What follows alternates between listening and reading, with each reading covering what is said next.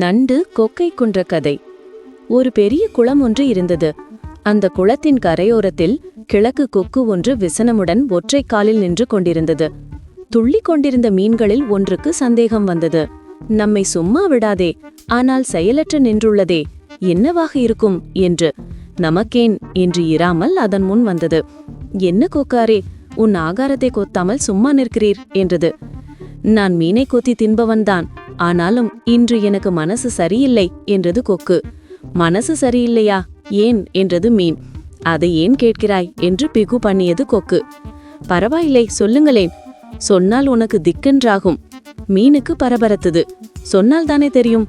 வற்புறுத்தி கேட்பதாலே சொல்கிறேன். இப்போது ஒரு செம்படவன் இங்கே வரப்போறான் என்று இழுத்தது கொக்கு. வரட்டுமே.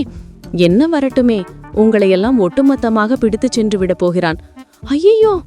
உடனே அம்மீன் உள்ளே சென்று விட்டது. சில நிமிடங்கள் ஆகியிருக்கும். பல மீன்கள் அதன் முன் துள்ளின. அது மட்டுமா, ஒட்டுமொத்தமாக நீயே எங்களையெல்லாம் அந்த அபாயத்திலிருந்து காப்பாற்றேன் என்று கெஞ்சின. அபாயம் சொன்னவனே உபாயமும் சொல்வான் என்று அவைகள் யோசித்து கொக்கிடம் உதவி கேட்டன. நான் என்ன செய்வேன்?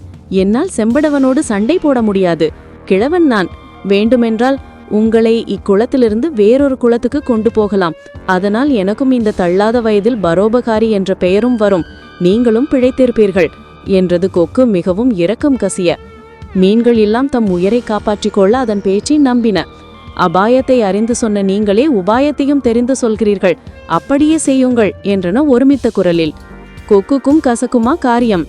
நடைக்கு ஒவ்வொன்றாக குளத்திலிருந்த மீன்களையெல்லாம் கவ்விக்கொண்டு போய் சில மீன்களை தின்று மற்ற மீன்களை ஒரு பாறையில் உலர வைத்தது. குளத்திலிருந்த நண்டு ஒன்று இதை கவனித்தது.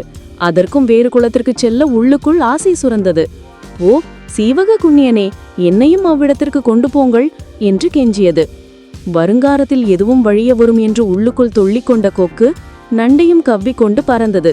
பறக்கும் போது வழியில் மீன்களின் முள் உடல்கள் ஆங்காங்கே சிதறியிருப்பதை கண்டது நண்டு. அதற்கு பக் என்றது. அத்துடன் வேறு நீர்நிலைக்கு கொண்டு செல்வதாக கூறி மீன்களை தின்றுவிடும் கொக்கின் வஞ்சகம் நண்டுக்கு சட்டென்று புரிந்துவிட்டது. தன்னிலையும் அப்படித்தானா? உயிராசியால் நண்டுக்கு ஒரு உபாயம் தோன்றியது. வைரத்தை வைரத்தால் அறுப்பது போல அதற்கு மூளை வேலை செய்தது. கொக்காரி, நீங்கள் என்மேல் இறக்கப்பட்டு எடுத்துக்கொண்டு வந்தீர்கள். அங்கே என் உறவினர்கள் பலர் இருப்பதால் என்னை மீண்டும் அங்கே கொண்டு சென்றால் அவைகளையும் காண்பிப்பேன் என்றது நண்டு. அப்படியா? இன்னும் இருக்கிறதா நண்டுகள்? எனக்கு உறவினர்கள் அதிகம், பல இருக்கின்றன. ஆஹா, அதிர்ஷ்டம் என்றால் இப்படித்தான் வரவேண்டும். நம்பாடு யோகம்தான் என்று மகிழ்ந்த கொக்கு மீண்டும் நண்டை கவ்விக்கொன்று பழைய குளத்தை நோக்கி பறந்தது. குளத்துக்கு நேராக வரும்போது அதுவரை மண்டு போல் இருந்த நண்டு தன் கொடுக்கினால் கொக்கின் கழுத்தை 2 துண்டாக்கிவிட்டு குளத்து நீரில் விழுந்து உயிர் பிழைத்து கொண்டது.